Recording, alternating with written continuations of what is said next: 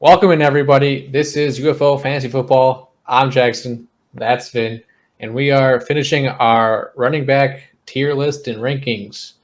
If you missed the first video, go and watch that and then come back. It'll probably make a lot more sense as to these guys right on the screen. But let's get right into it.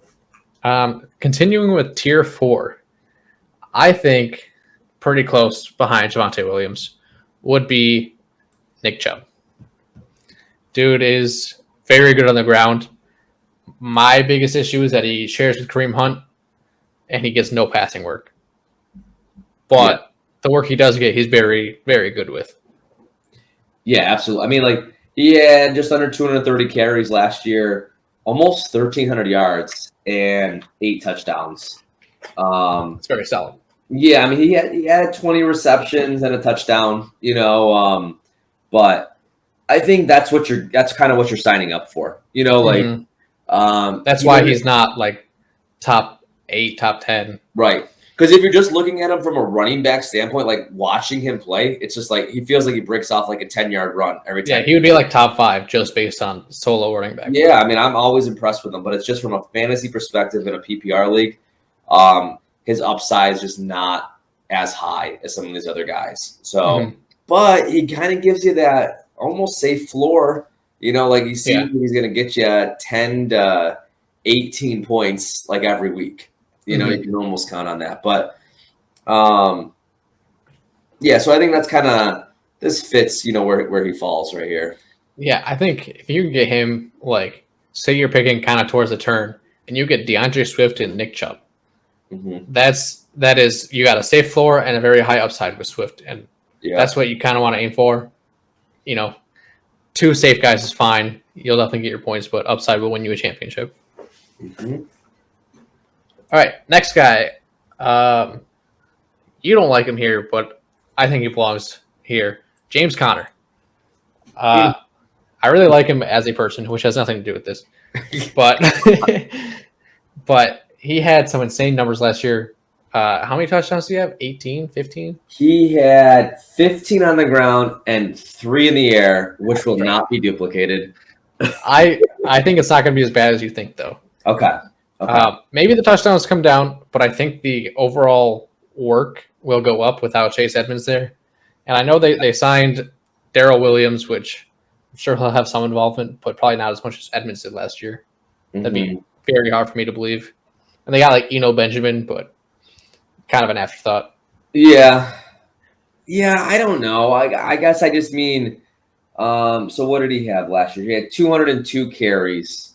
I think he might have missed a couple games last year. I don't know. Do you have that off? I don't have it right now. Let me see. I think I have it really quick. He played 15 games. Well, he only missed 2 games last year. So, I mean, I did a little forecast here. I had even if he gets 225 carries is what I assume. So it's a little higher than last year if he plays all the games. And his touchdown level comes down to normal, getting like a total of 10 touchdowns instead of 18. He came in at 19th overall in my projection. Okay. Now, and I'm a little lower on him just because I feel like, I don't know if he can duplicate the performance that he put on last year. But you make a good point with Edmonds being gone. He did sign a 3-year deal, I think, which was one of my positives that I used for Fournette in our last video there. So I do like that aspect of it, that, the team showed a commitment in him.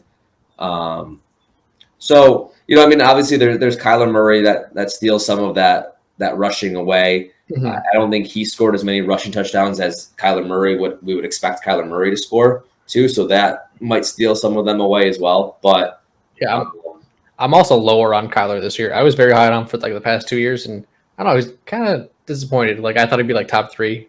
He was not. This is the year. Maybe I just have to doubt him. Yes. But I guess my last argument for James Conner would be that it's proven that he can do it. He's got some upside. I think he's safe. Definitely not as much as Nick Chubb, but I think he's safer with a potentially higher ceiling, as shown last year. Okay. Yeah. All right. I mean, Yeah. But he's running back 14th in our right. ranking. So like, And I think that's this why kind we of goes tier to these. show. That's why we tier these guys because I think he's somewhere in that 14 to 20 range. I think that's Yeah. kind of how I feel about him. Yeah. I agree. Next guy, Saquon Barkley. Now I have been out on Saquon since as soon as he got injured. Every year, people are like, "Oh, take him top three, top three." I'm like, "No." I remember you told me maybe a year or two ago, like, I had like the third pick, and I'm like, "No way, I want Saquon." And you're like, "Dude, you're messing up." He got injured again, and Well, I did not. who would have thought that? I mean, come on. Me, Come on. I I mean, thought that, all right. but now that he's going at like, well, ADP has him at running back 13, but we have him at 15 or so. Mm-hmm. And if you're getting him in like the beginning of the third round, I am 100% okay with taking him. Right. This is the only time I've ever wanted to take Saquon. It's like if you have pick one and you can take Jonathan Taylor and then like maybe like a Devo Samuel if he falls and then Saquon Barkley, Yeah. that's pretty good to me. I don't know if Debo's going to fall. Yeah, he's just first thing that came to my head. I know what you mean. Yeah. Maybe like a Keenan Allen or like something like that. Yeah, Mike Evans maybe. Yeah. Yeah, I mean, Saquon obviously exploded his rookie year in 2018 and had an okay year in 19, was out almost all of 20 and was like kind of played half the games last year. It just wasn't really a great performance for him last year. Yeah, like only 162 attempts. Yeah, less than 600 yards, 2 touchdowns. Got some good passing work though. He did. He had 41 receptions, about 250 and 2 touchdowns. They brought in Dable from Buffalo there. I think it's a much more intelligent offense, and they can probably use him a lot better than he's been used. He's in a contract year. You can't really control if he gets hurt or not. But I mean, if he has another injury, that could be it for him career-wise. Yeah. Which would absolutely suck. So there's a lot riding on this. I think, this will be his second year back after like his injury from 2020. So, and I've got a good stat here for the Giants. 61% of targets inside the 10-yard line have been vacated from last year. Wow. So just another thing, that was what I had a similar stat for Derrick Henry, 65% for the Titans of vacated targets inside the 10-yard line. So that's maybe a few more rushing attempts inside the 10-yard line now for Saquon. Maybe they just can scheme him open a little bit on some screens or just get him some bubble passes out there. Yeah, I feel like they just have to use him more. Like, right. And why wouldn't they in his contract year? Just kind of run him to the ground. Yeah. And like, who else do you have? Kenny Galladay?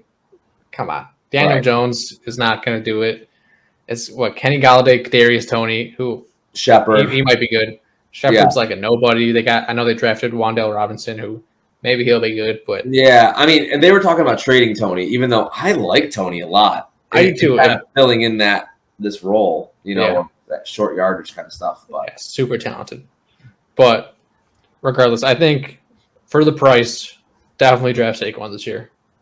But don't reach on him. Like, if you're middle of second, I would avoid at all costs.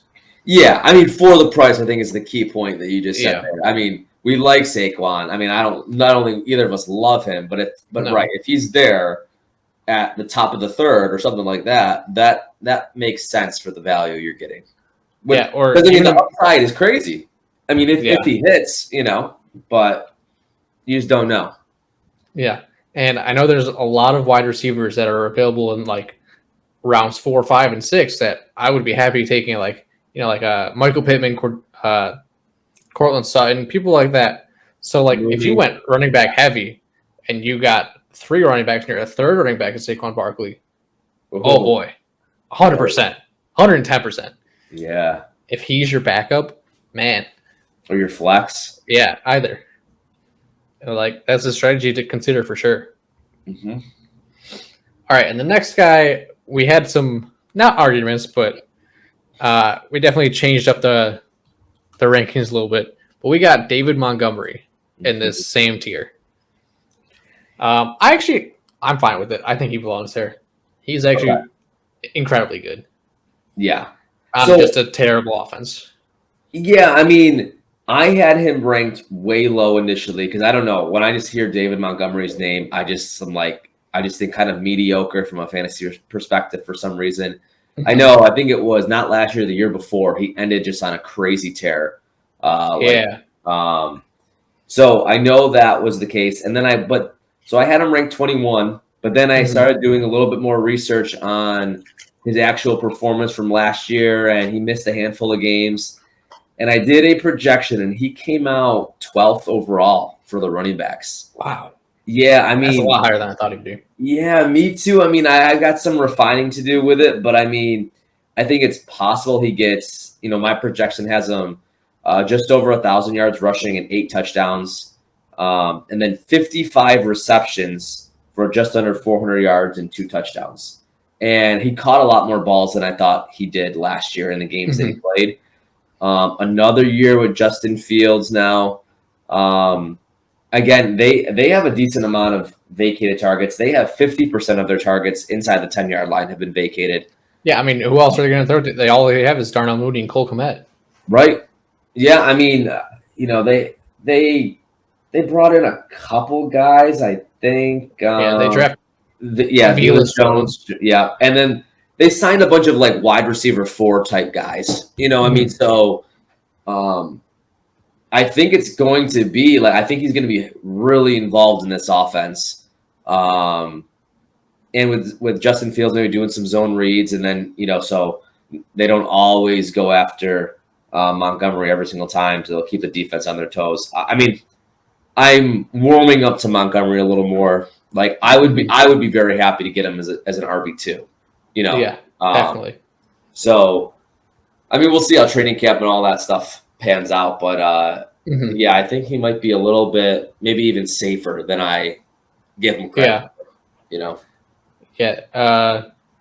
My only other thing to say is that if he does get hurt, Khalil Herbert, who's going in like the double-digit rounds, is an absolute steal because he came in when Montgomery got hurt last year, and it's like nobody left. He was just as good as Montgomery was. Yeah, and I mean, I would kind of like to see Khalil Herbert just get used more in general, but yeah, I don't think it's going to happen just based on last year because when Montgomery was healthy again, you did not see Khalil Herbert at all. Right. I think that's what I remember that because I was just going to say that could be a risk, but that's true. Right. Yeah, they really like Montgomery there, I think. Yeah. They do have a new coaching staff, though. Matt Eberflus is there, so that does put a little bit, of question marks out there, but I still feel okay about Montgomery. Yeah. All right, and then we're going to start tier 5, this is going to be a big tier, so just get ready. And we're going to start off with J.K. Dobbins, who is coming off an injury last year before the season even started. So he should be pretty healthy by the time this season starts because I think it was an ACL and it takes about 9 to 11 months to recover. So he's in line to be okay for the season. But I wouldn't doubt if they kind of milked him back in slowly. I have since downgraded Dobbins a little bit in my own rankings that we talked about.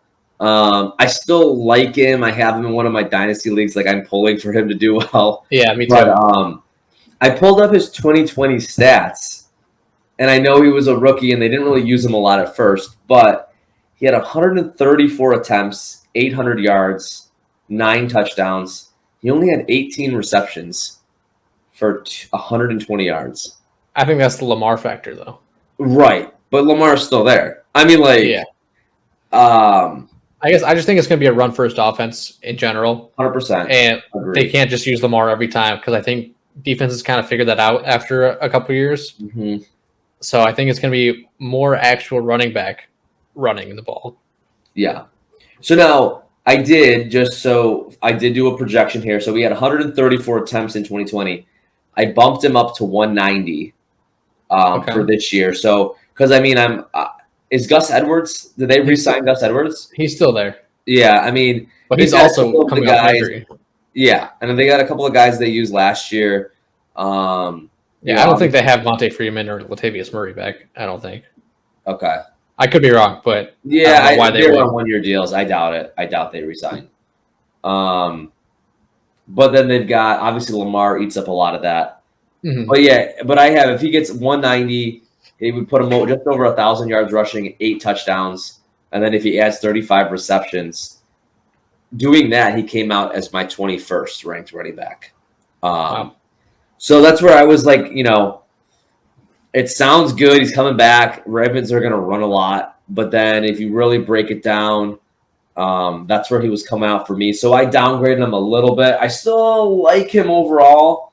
But I guess I feel like I'm more concerned with him coming off that injury as well and just how much he's going to be used. Yeah, I think that's totally fair. Yeah.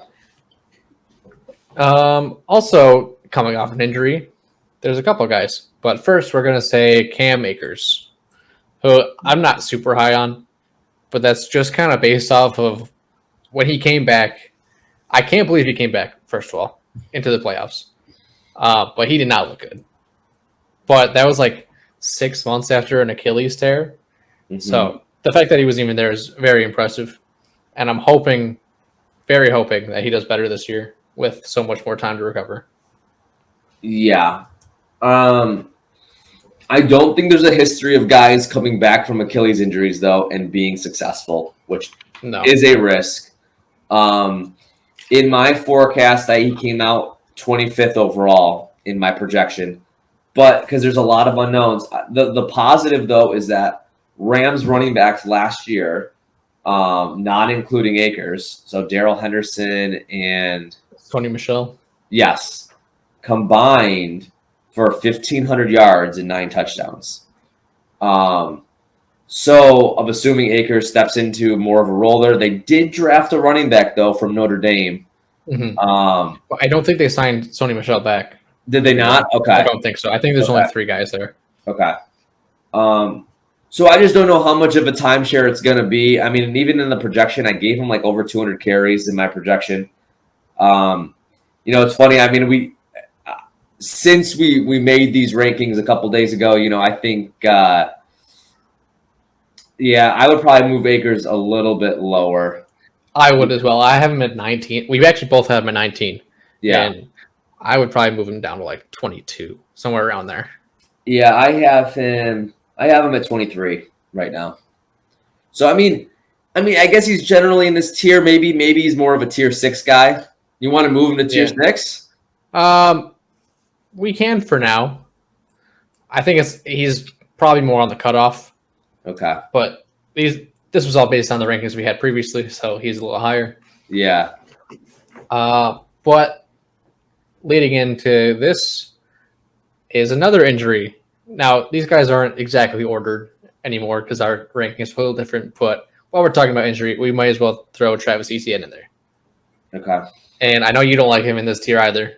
So maybe he can go. Maybe he'll be the fringe too. Well, yeah, I think this is why we're having this discussion, though, because, we have a lot more differences once we get to these running backs. And this kind of gets to our point initially. Like, once you get to this section of running backs, I mean, it's just there's a lot of uncertainty. And, it's very easy for one of these guys to hit and one of these guys to just,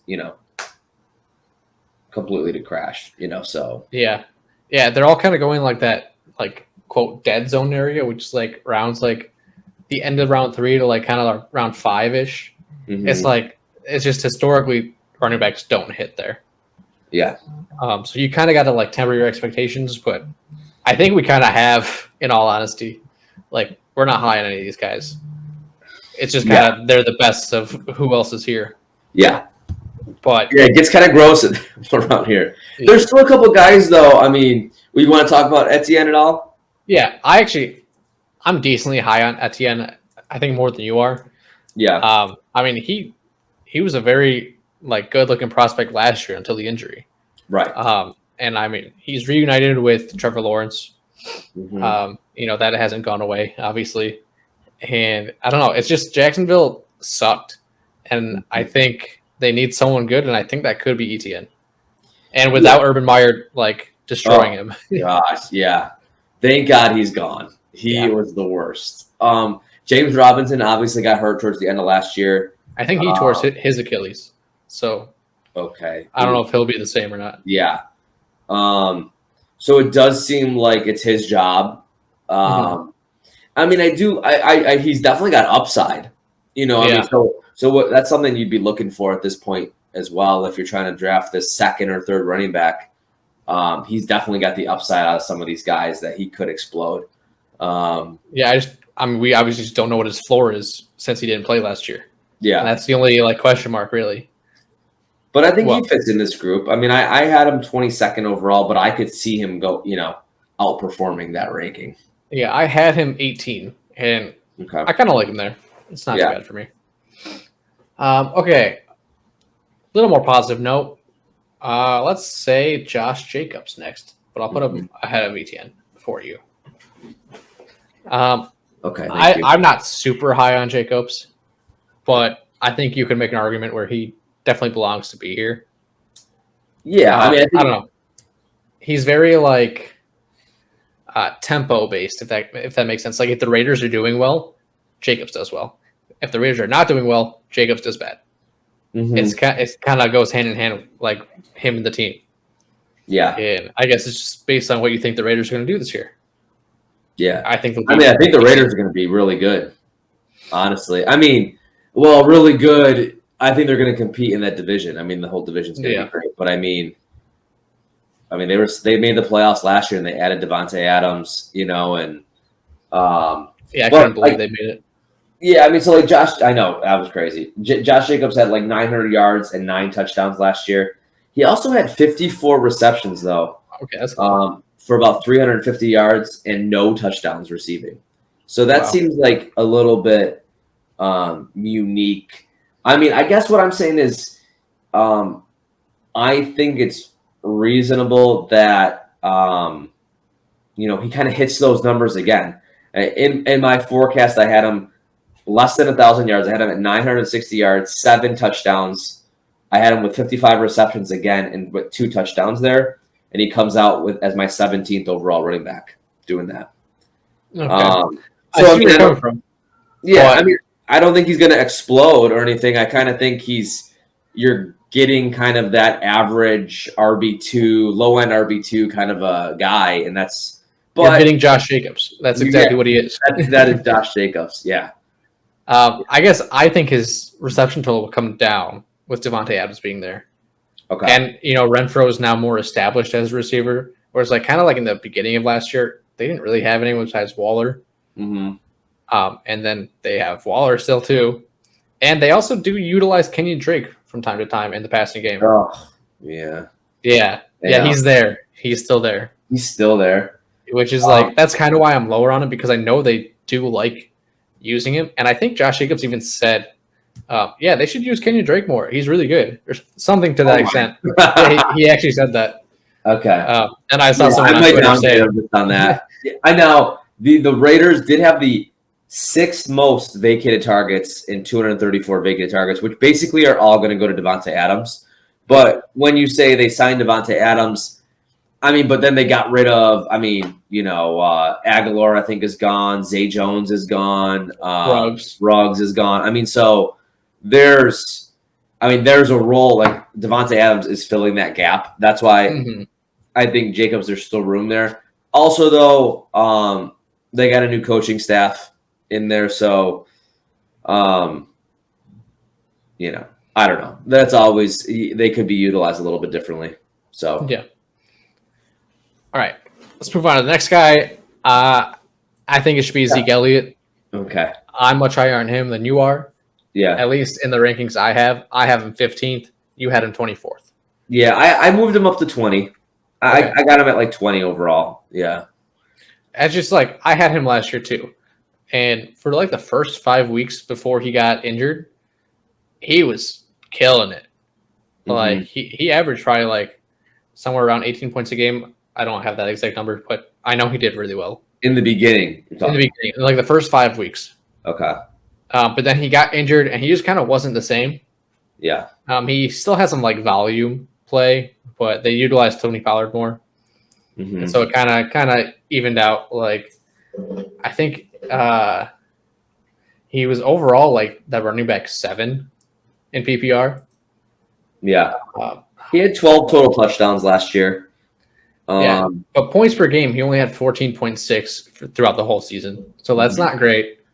But and especially when you take into account that the beginning of the year was astounding for him.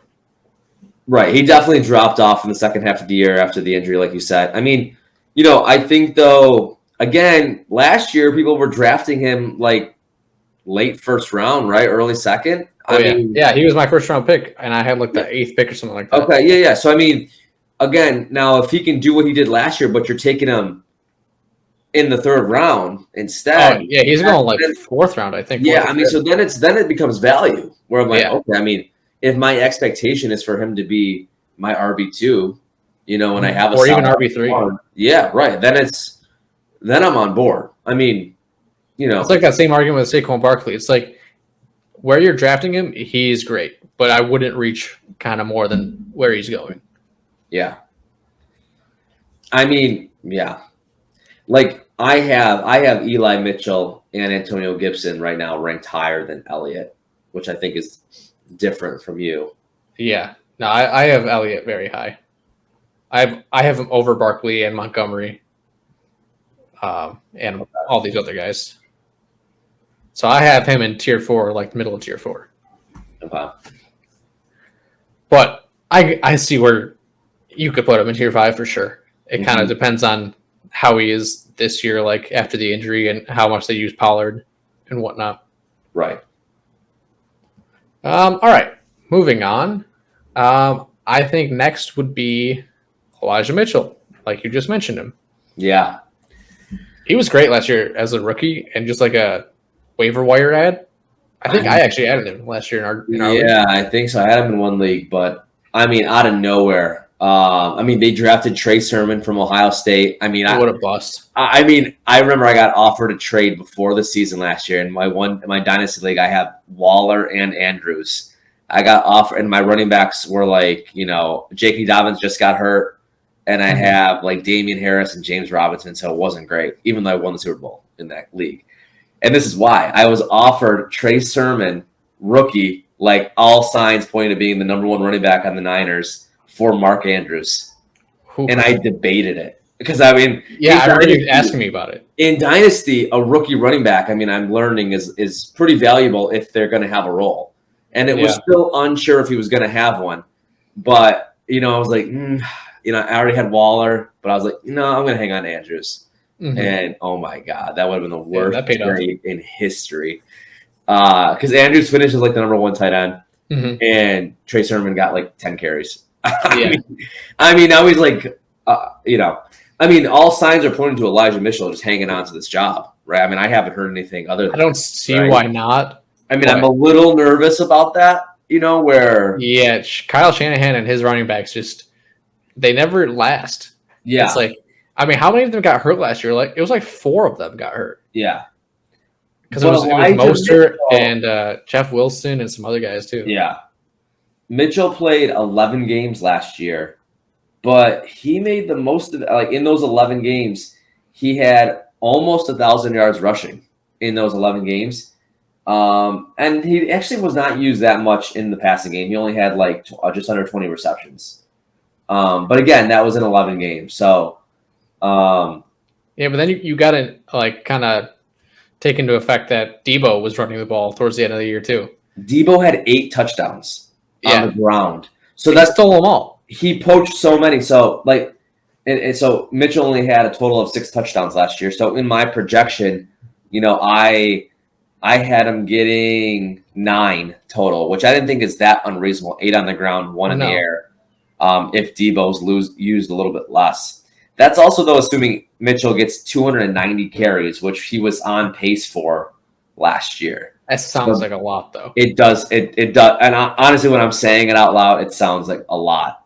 I mean, like that's where like kind of like the Joe Mixon, Dalvin Cook, Alvin Kamara, Nick Chubb. Those guys are kind of in that range. But, I mean, he had 207 carries through 11 games last year. Oh, wow. So, I mean, I'm not pulling it out of thin air. Like that's like where he was. I mean, it was, and he got a bunch poached from him. Right. So, I mean, it's kind of a unique situation, but I think he could have some touchdown progression there. The only other thing I would say, though, is if Trey Lance starts, that might take some rushing away as well. True. Yeah, they might give it to Debo less, but then Lance is going to probably get 400 yards rushing and take a lot of those touchdowns. Yeah. So. But then it could go either way. It might be more like how one of the positive. Yeah, I don't know. How like Dobbins got more yards per carry when he's in there because Lamar is a threat to run too. Mm-hmm. So I don't know. But I think, again, he's just kind of in this range. Yeah, it's kind of baked into his price right now. Right. Like what's his ADP on Fantasy Pros? It is out of running backs, he's 24th, which I think that's fine. Oh yeah, I mean, I would take him as a 24th running back. Yeah, I have him ranked. He's my 16th, which may be a little too high on him, but that's right. I had him 26, which I think I would actually move him up. Yeah, but it's still like all in this area is kind of fuzzy. Mm-hmm. All right, let's get moving. I'd say the last guy in this tier, borderline tier 6, would be Antonio Gibson. Yeah, I think he and Cam Akers are pretty close. I don't know. We talked about him a little bit before we started recording, and I think I'm out on Antonio Gibson this year. Yeah. Just based on, I don't know, I just feel like they use J.D. McKissick too much to make Antonio Gibson like a real threat. And I don't know, it's just this offense in general, I don't know. I just don't really want any of it. All right. Well, let me make my case for Gibson because I kind of like Gibson here so I think it's the same thing we just talked about with Elliott and Barkley. Like last year, I in our main league that we're in together, I took Eckler at like 11, and then my first pick of the second round was Gibson, and because everything I was reading and looking up, they're going to use him like McCaffrey. He's going to get a bunch of receptions. He's going to explode, and he was a major disappointment. I think I traded him away in the middle of the year, but yeah, for Calvin Ridley. Yeah, that might have been the worst trade ever. Right before he got suspended, he came back, had a good week, and then I don't even get me going on that. That's why I don't trade. But okay, you got me off track here. Yeah. So Gibson, while he had a disappointing year, I'm looking back at his numbers, and I mean they're not that bad for a guy that you can get possibly in the late third, early fourth. I mean, he had 258 carries, over 1,000 yards rushing, 7 touchdowns. He also had 42 grabs for 300 yards and 3 touchdowns. And that was with who was their quarterback last year? Heineke? Yeah. I mean, so Carson Wentz, for everything everybody says about him, is an upgrade from Heineke, I think. Mm-hmm. Yeah, for sure. They drafted a wide receiver in the first round to go, to pair with McLaurin there. I guess I think if I'm getting him for that value, I'm on board with that.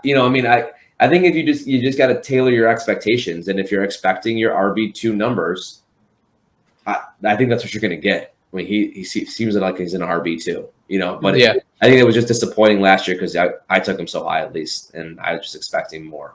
But yeah, I'm looking at Fantasy Pros ADP right now, and he's going at 31 overall, which seems kind of high to me still. I don't think I would ever get him overall. Yeah. Okay. So that's like back in the third round. I think I would want him more in the 4th or 5th round if he drops there. I don't think I would want him anything before then. Yeah, I consider mid-third. Mid-third is probably where I would go at the highest, but okay. All right. Let's finish out this tier list with Miles Sanders, who I've been hearing a lot of different reports on how good or bad he could be, and I think having him right here is perfect. Yeah. I think the Eagles might be more of a run-first offense. I don't know. With this A.J. Brown signing, I think it changes things. But I don't know. Miles Sanders did not get many red zone carries.